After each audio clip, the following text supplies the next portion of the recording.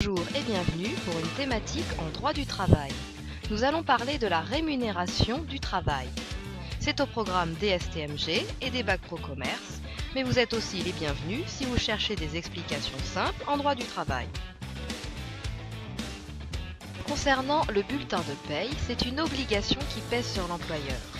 Et depuis le 1er janvier 2018, le principe est la dématérialisation, alors que l'exception est le format papier. Voyons à présent les éléments de la rémunération du salarié. Il y a le salaire de base négocié lors de l'entretien d'embauche et qui peut être augmenté lors des entretiens annuels d'évaluation, les avantages en nature, les primes individuelles et le remboursement des frais professionnels.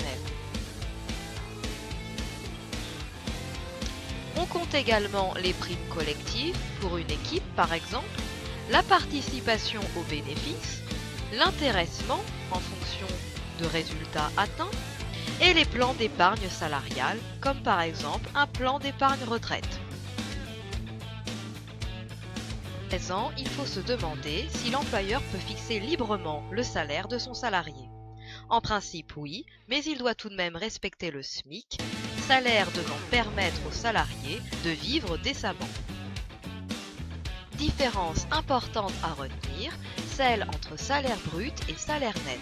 Le salaire brut, c'est celui avant toute déduction de charges sociales. Alors que le salaire net, c'est celui après déduction de ces charges sociales.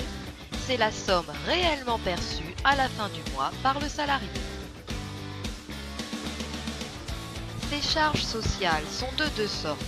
Les charges salariales, qui pèsent sur l'employé car déduites de son salaire, et les charges patronales, qui pèsent sur l'employeur, et dont il va tenir compte pour évaluer le coût du poste du salarié.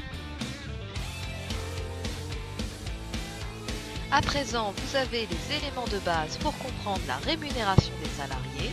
Je vous invite également à aller visionner mes autres vidéos en droit du travail et je vous remercie pour ce visionnage.